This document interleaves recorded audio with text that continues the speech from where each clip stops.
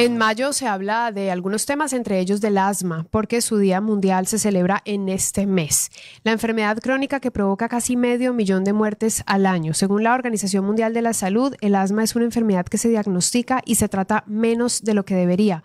Vamos a conocer un poco más sobre el asma con la doctora María Isabel Arias, quien está con nosotros conectada a distancia. Bienvenida, doctora. Hola, buenas tardes, Clara María, mucho gusto. Buenas tardes a todos. ¿Por qué es tan importante hablar del asma en tiempos en donde además se habla de otras enfermedades como por ejemplo hoy en día la tosferina o neumonías y bronquiales, respiratorias en general? Bueno, en primer lugar es importante hablar de asma en este momento a propósito de lo que tú justamente mencionas, y es que durante mayo de cada año, y en este año obviamente no fue la excepción, el 6 de mayo nosotros conmemoramos el Día Internacional del Asma, de tal manera entonces que nosotros debemos hacer concientización acerca de esta enfermedad crónica inflamatoria de las vías respiratorias, y toma aún más importancia en este momento en nuestro país, en el Ecuador, precisamente porque estamos atravesando por ciertas enfermedades, infecciones respiratorias, que pueden ser uno de los gatilladores precisamente para que los síntomas de esta enfermedad en diferentes pacientes puedan empeorar. Así que es por eso importante que hablemos de asma hoy en día. ¿Cómo diferenciarla de esas otras enfermedades previamente mencionadas? Sí, qué excelente pregunta, efectivamente. ¿Cómo se diferencia? Y ahí es donde tenemos un reto diagnóstico, y es justamente por eso que existe una alta cantidad de pacientes que probablemente estén subdiagnosticados, porque los síntomas pueden ser bastante parecidos a las diferentes enfermedades respiratorias, incluyendo precisamente las infecciones que justamente hablábamos hace un momento. ¿Cuáles son estos síntomas característicos del asma? Son básicamente tos, pero tos que puede llegar a empeorar la calidad de vida de las personas, que se puede presentar en diferentes horas del día y que puede, por ejemplo, en la noche producir dificultades del sueño para los pacientes que la padecen. Otra de las características o signos que tiene esta enfermedad son las denominadas sibilancias. ¿Qué es lo que significa sibilancias? Para que la gente que nos escucha nos entienda, es ese sonido como de un pito, como de un pitido, como de un soplo que justamente está ocurriendo cuando está ingresando o saliendo el aire de nuestros pulmones al momento de respirar. Y por supuesto, esto va a provocar una dificultad para respirar para los pacientes. Entonces, estas son características principales y comunes para estos pacientes. ¿Cuál es la diferencia con las otras enfermedades? Y es que esta se trata de una enfermedad crónica, es decir, no es que el paciente tiene en este momento los síntomas y este momento es que vamos a tener definitivamente el diagnóstico. No, se trata de pacientes que ya llevan durante algún tiempo con esta sintomatología sin fiebre y que puede aparecer sobre todo por diferentes gatilladores, como por ejemplo, de nuevo hablamos de las infecciones respiratorias, pueden gatillarse también, por ejemplo, por el ejercicio que realizan los pacientes en algún momento, puede gatillarse también, por ejemplo, por la presencia de polen, de las flores, del moho, de la humedad misma. Todo esto puede ser un gatillador para que esa sintomatología aparezca en los pacientes. Eso, digamos, cuando la sintomatología se puede presentar de manera leve en el paciente. Sin embargo, tenemos estas otras características de los pacientes que pueden llegar a empeorar su condición clínica, y que esta dificultad para respirar puede ser tan importante que tienen una sensación de ahogo y que definitivamente no pueden llegar a respirar y que necesitan acudir a la emergencia para poder ser asistidos para la respiración. Esto es lo que se conoce como crisis asmática, por ejemplo, o ataques de asma. Nosotros lo conocemos como exacerbaciones en el asma, y puede muchas veces, y eso justamente es la causa de la mortalidad en los pacientes que tienen asma. Entonces, son como características diferentes en el tema del asma, a pesar de que se trate de una enfermedad de las vías respiratorias similar a otras enfermedades de vías respiratorias. Clarísima la explicación, sobre todo entendiendo lo severo que puede llegar a ser esta enfermedad si no se diagnostica a tiempo y si no se reconoce a tiempo. Creería que parte del proceso tal vez de reconocer cuándo empieza a presentarse esta enfermedad es por determinar si es asma o no, y si es persistente, si es leve y tal vez si es severa, porque dependiendo de cada caso, cada familia tendrá que tomar decisiones puntuales en el momento de esa crisis asmática. Entonces creería yo que parte del vacío que puede haber es desde el diagnóstico y desde la ruta que debe tomar cada paciente para poder reaccionar rápidamente o incluso prevenir. Entonces, las dos preguntas son, ¿cómo lo prevenimos? ¿Cómo reaccionamos bien ante una crisis de estas asmática?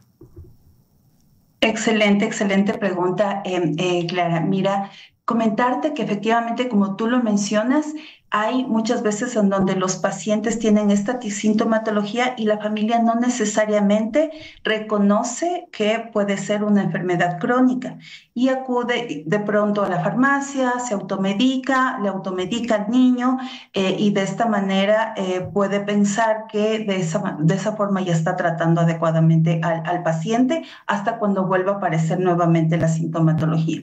Te comento allí, te paso un dato interesantísimo. Hace un par de meses nosotros hicimos justamente una evaluación de grupos de pacientes y ahí nos encontramos con la realidad común de Latinoamérica y es que varios de los pacientes tardan aproximadamente 5 a 6 años desde que empiezan su sintomatología hasta cuando reciben el diagnóstico certero de que se trata de asma.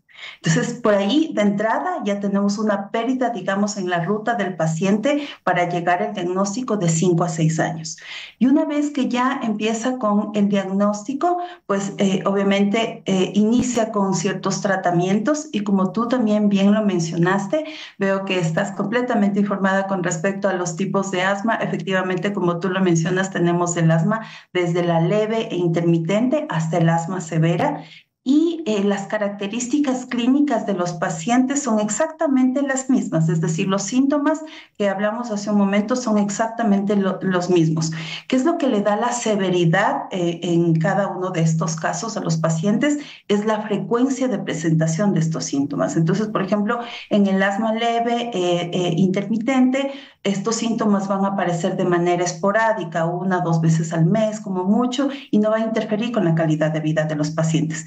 Pero cuando ya nos vamos hacia el otro extremo, a los pacientes que tienen asma moderada a severa, estamos hablando de aquellos pacientes que efectivamente tienen esta sintomatología varias veces a la semana y en el caso de severa, por ejemplo, incluso todos los días. Al tener esta sintomatología, obviamente imagínate esa calidad de vida de estas personas, no van a poder asistir a su trabajo si es que son adultos o ir a estudiar apropiadamente si es que son estudiantes, si es que son niños, no pueden dormir adecuadamente, no pueden practicar deportes, entonces se ve definitivamente impactada la calidad de vida de todos estos pacientes. ¿Qué es importante ahí? Cuando veamos que dentro de nuestro grupo familiar existe alguien que de pronto está con excesos de tos de vez en cuando, importante siempre acudir al profesional de la salud rápidamente y en este caso muy importante también tomar en cuenta que el profesional de la salud específico, especialista para tratar el asma es justamente el neumólogo. Así que es importante poder tomar en cuenta esta atención con el neumólogo para recibir el tratamiento adecuado. ¿Por qué? Porque con el tratamiento adecuado de esta enfermedad, que de nuevo, recordemos, es una enfermedad crónica. Eso quiere decir que no se va a curar, el asma no se cura, así como ocurre con la diabetes, así como ocurre con la hipertensión arterial. El paciente que tiene este diagnóstico tendrá este diagnóstico siempre.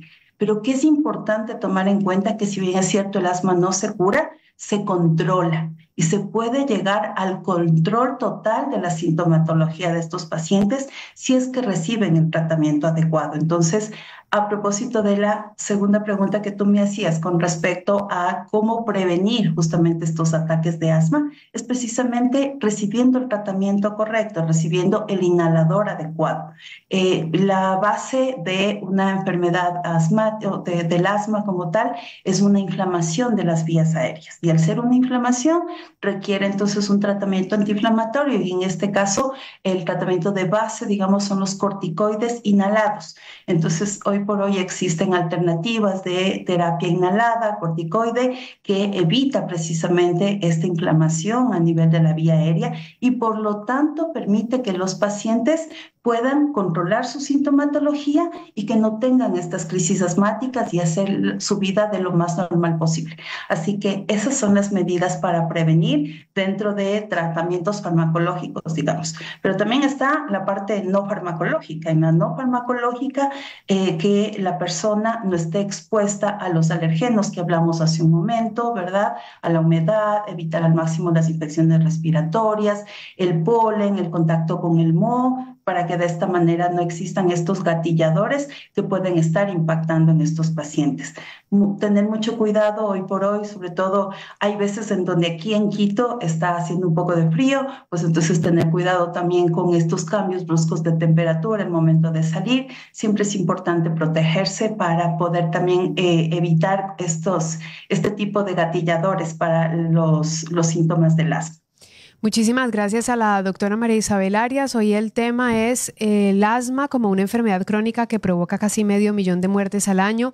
Hablamos de las características de esta enfermedad, de la diferencia con otras enfermedades respiratorias, de cómo podemos prevenirlas y cómo podemos tratarlas. Muchísimas gracias, doctora, por esta información. No, un gusto, a la orden, Clara. Buena tarde.